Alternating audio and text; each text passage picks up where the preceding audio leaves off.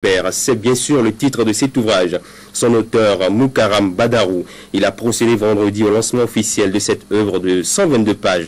C'était au Nouveau-Tel Richard en présence d'un parterre de personnalités, tant du monde politique que de la culture. Eh bien, mesdames et messieurs, c'est la fin du journal et le grand format se poursuit. Et tout de suite, nous entamons la deuxième partie. Cette deuxième partie du grand format sera essentiellement consacrée à la Tabaski ou fête de l'Aïd el-Kébir, plus connue sous le nom de fête du mouton. Mardi 16 novembre, la communauté musulmane va donc sacrifier à cette tradition. Nous irons dans les différents marchés de bétail pour voir l'ambiance d'avant-fête avec les éléments reportages de nos différents reporters à Semekoudji, Djougou et Natitengu. Et dans cette deuxième partie, nous recevrons en invité, événement oblige, El Hadj Yessoufou Abdul Jalil, imam de la mosquée centrale d'Aïguedo. Imam, bonjour. Tout à l'heure, nous allons vous recevoir. Avec vous, nous allons parler de la Tabaski. Et pour ceux qui tournent autour de cette célébration, merci de répondre à notre invitation. Avant de prendre l'invité, donc, mesdames et messieurs, nous allons suivre le zapping de la semaine. C'est une compilation signée Léandre Dessous.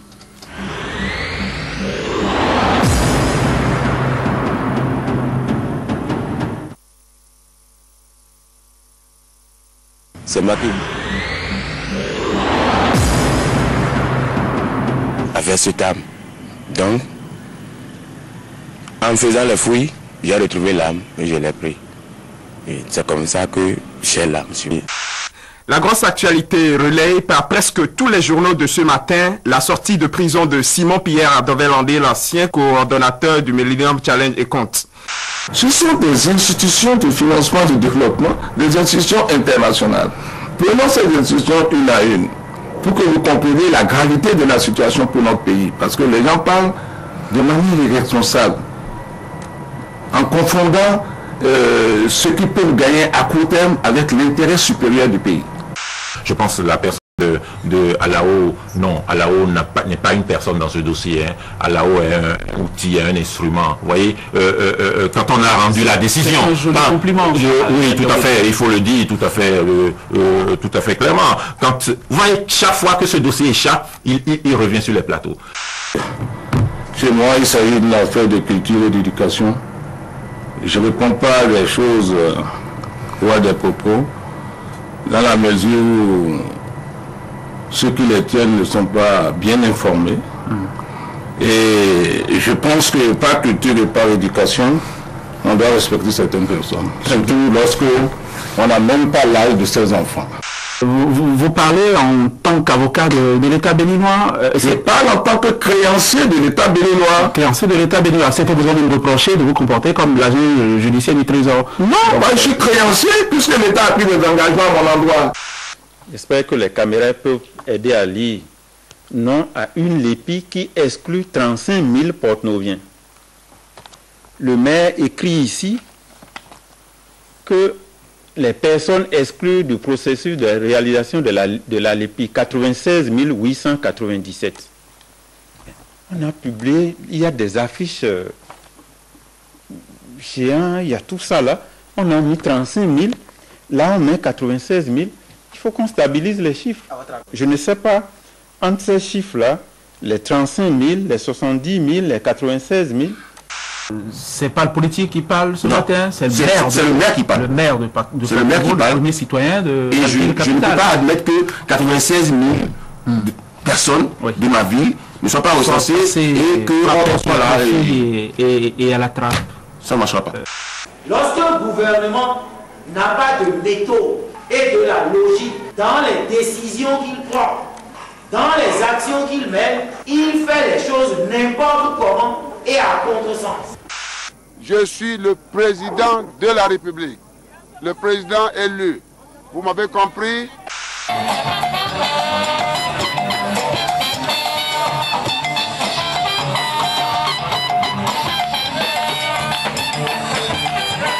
C'est Toyi-Boyi organisé, appelé changement. On ne mérite pas de diriger un peuple lorsqu'on refuse de saluer son voisin, son compatriote. Ce n'est pas possible. Le plan B, le programme d'industrie uniquement structurel, le NEPAD, mais une fois de retour au bercail, écoutez les propos qu'il tient aux populations affamées.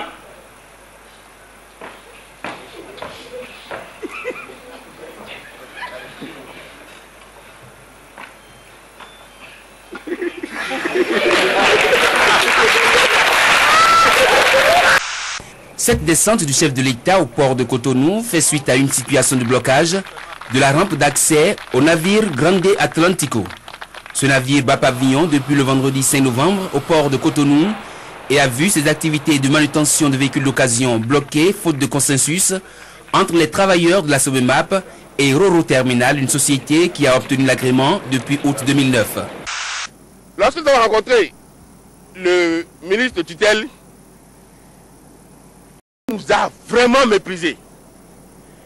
Il a entamé des négociations et nous appelle et nous dit, ministre de la République, garant de l'application des textes, il nous dit non, que de replier, de laisser au terminal traiter ce conteneur, et il nous dit que c'est un partenariat parce qu'on a amené 6 conteneurs sur ce navire. Je suis désolé qu'il parle de mépris aujourd'hui. Je dis la Sobemap est une société d'État et que l'État ne laissera jamais mourir la Sobemap. Je leur ai même donné l'exemple. Je leur ai même donné l'exemple de la SBE.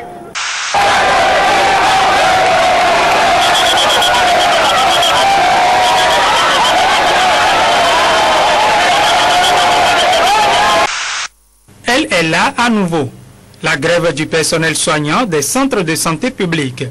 Au centre hospitalier départemental de Porto-Novo ce mardi, la grande majorité des unités n'a pas fonctionné. Nous réclamons, primo, la prime de motivation exceptionnelle. Nous réclamons la revue à la hausse des primes de risque. C'est surtout ça la première revendication. Les médecins sont en train de prendre 100 000 francs. Et ceci depuis 2 ans. Nous qui sommes leurs collaborateurs, nous sommes toujours à 6 000 francs. Et ce n'est pas tout le monde, non. Mais vous êtes quoi au niveau de la santé? Est-ce que vous réfléchissez un peu au niveau du secteur santé? C'est un enseignant qui va faire ça? On vous a réquisitionné une première fois, on ne vous a pas payé. Et vous acceptez une deuxième fois. Qu'est-ce que vous voulez? Qu'est-ce que vous ne voulez pas? Allô? De la blouse, les voilà en tenue civile. Ils sont toujours réquisitionnés, leur a-t-on lancé, mais cette fois-ci pour leur domicile respectif. Je demande, monsieur le docteur Boni Yahi, d'écouter les infirmiers pour qu'ils cessent la grève, parce que vraiment,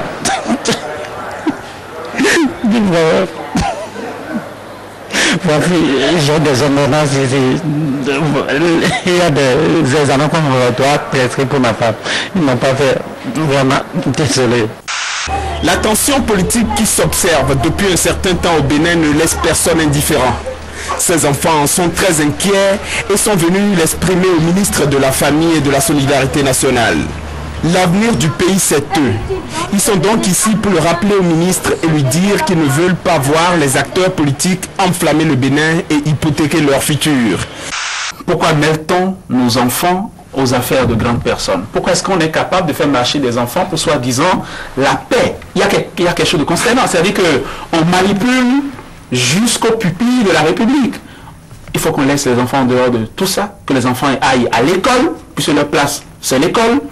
Je crois que nous avons suffisamment dit. Monsieur le Président, je vous remercie. Bien. Monsieur le directeur général, voilà. Excellence. Ouais, je suis venu vous voir. Qu'est-ce que vous voulez aujourd'hui? Je suis venu. Merci le... Moi, je suis venu. S'il vous plaît.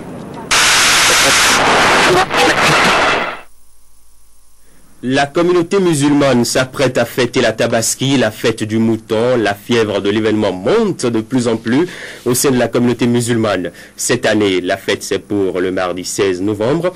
Et je reçois en invité El Hadj Yessoufou Abdul Jalil, imam de la mosquée centrale d'Aïdjedou. El Hadj, bonjour. Bonjour. Merci de répondre à notre invitation. C'est moi qui vous remercie. Voilà, comme je l'ai dit tout à l'heure, la célébration de la fête de la Tabaski, c'est pour le mardi prochain. Comment êtes-vous date-là? C'est comme, vous savez, le mois lunaire 9 ou 30 jours. Donc, à la fin du mois précédent, que nous appelons le mois de Zulqa'da, nous avons observé l'apparition du croissant lunaire. Et c'est sur cette base que le mois lunaire que nous appelons Zulhijja, qui est celui du mois de la fête de Tabaski, a été fixé, et ça a commencé depuis le dimanche passé. Aujourd'hui, c'est le 8e jour, et la fête de la Tabaski, c'est, comme vous le savez, le 12e mois lunaire. Donc, c'est le mardi. Et avant cela, et les musulmans, un jour historique, c'est le 9e jour demain. C'est le jour pendant lequel tout se retrouve à un endroit que nous appelons le mont de Arafat. Et c'est un jour, vraiment un jour d'événement, de grand événement d'ailleurs, dans la communauté musulmane. C'est ce jour-là que le Coran, et sinon la religion, a été parachevée par le prophète Mohammed. Et la station ou le stationnement au mont de Arafat, c'est l'un des plus importants piliers du Hajj. Lorsqu'on ne se retrouve pas à cet endroit, encore appelé Al-Hajj. Donc demain, comme vous le savez, donc pour nous, nous observons une journée. Et pour tous ceux qui n'ont pas eu la chance d'aller au pèlerinage, en islam, comme vous le savez, il n'y a pas de spectateurs. Tout le monde est acteur. Même ceux qui n'ont pas eu la chance de se rendre au pèlerinage doivent, respectifs, observer ce jeûne. Et l'importance de ce jeûne, c'est que ça expie les péchés de 2 années. L'année écoulée et l'année qui vient à partir de demain là. Donc, je voudrais profiter de votre caméra pour lancer un appel de bien vouloir observer ce jeûne de demain. Et c'est le jour d'ailleurs par excellence pour invoquer le Seigneur. Donc nous savons tous les difficultés que nous traversons dans notre pays. Et ce n'est pas destiné seulement aux musulmans, parce que quand il s'agit de Dieu aussi peuvent profiter. C'est un jour béni et pour invoquer également le Seigneur afin que nous puissions vivre dans la paix dans notre pays et que les difficultés, surtout financières, en train de traverser soient vraiment surmontées. Voilà, Imam, mardi c'est après-demain et comme d'habitude, attend que la célébration de la fête de Tabaski, ça diffère, d'autres célèbrent la fête aujourd'hui et le lendemain c'est un autre groupe de musulmans qui prend. Est-ce que cette année il y a unanimité autour de la célébration donc, de cette fête-là? Oui, bien sûr, et comme d'ailleurs le jour de la fête de Ramadan, et la fête de la Tabaski également se fêtera dans l'unanimité et comme je le disais, on peut se tromper mais on ne peut pas toujours se tromper. Donc nous nous sommes entendus et je pense que c'est le 10e jour et sur tout le territoire national, nous entendons voir tous les musulmans célébrer cette fête-là. Voilà, quand on parle de Tabaski, c'est la fête. Au-delà de son aspect festif, que représente la fête de la Tabaski?